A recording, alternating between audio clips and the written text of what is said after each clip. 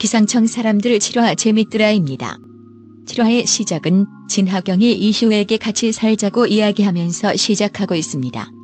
이시우는 동거의 이유를 묻고 진하경은 서로를 더 알아가는데 더 효율적이고 싶어서 그렇다고 합니다. 진하경은 실패한 연애를 상쇄하고 싶지만 상처받기는 싫고 이시우도 마찬가지였습니다.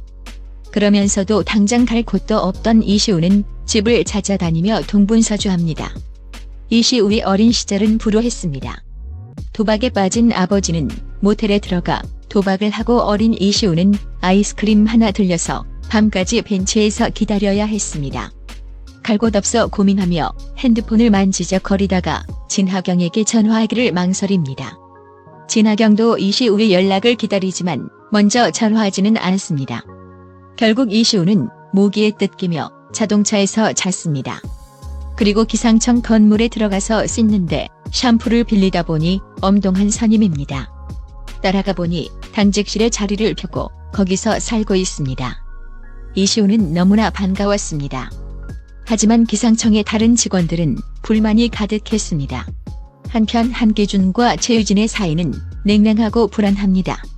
최유진이 한기준에게 혼인신고를 미루자고 하는 것은 최유진이 생각했던 결혼 생활이 아니었기 때문이라고 합니다. 한기준은 최유진의 말을 이해하지 못합니다. 다음날 출근하는데 한기준이 타고 있는 엘리베이터에 오명주 예보관이 탑니다. 한기준은 오명주 예보관의 남편이 사수였기 때문에 오명주 예보관에게 상담을 신청합니다. 자신의 이야기였지만 친구 이야기처럼 이야기합니다. 그러자 오명주 예보관은 여자에게 믿음을 주면 용기가 생겨 가시밭길이라도 같이 갈 마음이 생긴다고 이야기해줍니다. 한편 상황실에서는 무더위가 심해져서 오존 농도가 높아질 것이 예상이 됩니다. 그래서 대기질 통합센터에 코멘트해주기로 합니다. 엄동한 선임은 오늘 전화통에 불이 날 것이라고 합니다. 이시우가 전화하러 간 사이에 진하경과 엄동한은 오존으로 시작한 적정거리에 대한 이야기를 합니다. 엄동한은 고슴도치를 이야기하면서 상처를 입어가며 적정거리를 찾는데 자신은 10년 넘게 그렇게 못하고 있다고 합니다. 진하경 과장은 전체 팀원들에게 오존주의보가 날 것이고 거기에 대한 전화 문의가 많을 것이니 친절하게 대응해달라고 부탁합니다. 아니나 다를까 김수진 통보관이 힘들게 전화 응대를 하고 있습니다. 점점 지쳐가던 김수진 통보관이 결국 참지 못하고 민원인에게 이야기하던 것을 옆에서 듣던 오명주 예보관이 전화기를 빼서 발끈해 말하고 끊어버리고 맙니다. 결국 이 일로 한기준 대변인이 찾아와서 김수진 통보관을 다그칩니다. 오명주 사무관이 자신이 했다고 해도 계속해서 김수진 통보관을 야단치자 김수진 통보관이 폭발해서 서러운 이야기를 합니다. 그러자 진하경 과장이 답변서를 제출하겠다고 하고 한기준을 돌려보냅니다. 그리고 진하경은 김수진에게 시험 봐서 공무원 된 이유가 오존주의보로 고통받는 사람들의 민원을 친절히 대하는 것도 있다고 이야기합니다. 진하경이 통보관일 때 엄동한 선임에게 들었던 말을 진하경이 김수진에게 해준 것이었습니다. 퇴근할 때 오명주가 김수진에게 미안해했지만 김수진은 진하경 과장의 말을 듣고 정신이 번쩍 들었다고 합니다. 이시우는 엘리베이터 앞에서 누구를 기다리고 있습니다.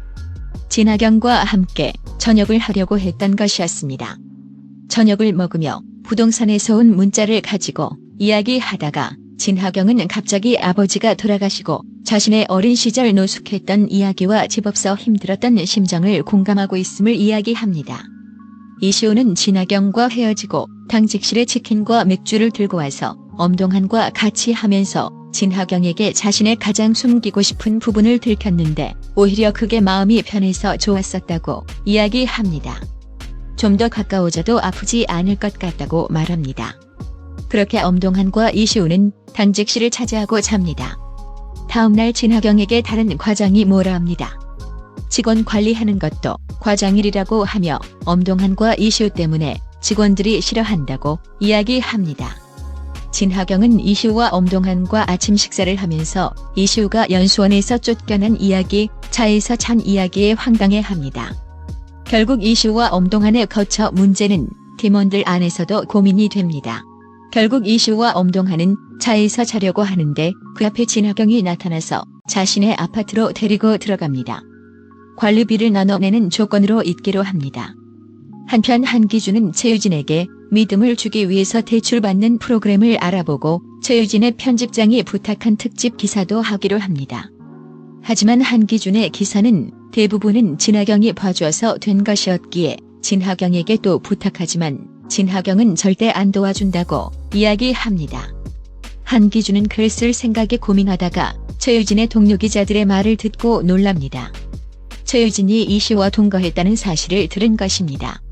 진하경의 아파트에 엄동환과 이시우가 살기로 한때 그 윗집에 사는 신석호가 맡아놓았던 반찬을 가지고 나타나고 술에 취한 한기준, 그리고 씻고 나온 엄동환과 맥주를 사가지고 온 이시우가 한자리에서 만나게 되며 황당해합니다.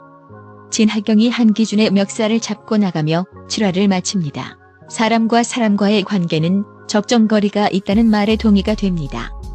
날씨 이야기를 하면서 인간관계의 이야기가 이렇게 잘 맞아 떨어질지는 드라마 보면서 내내 놀라는 부분입니다.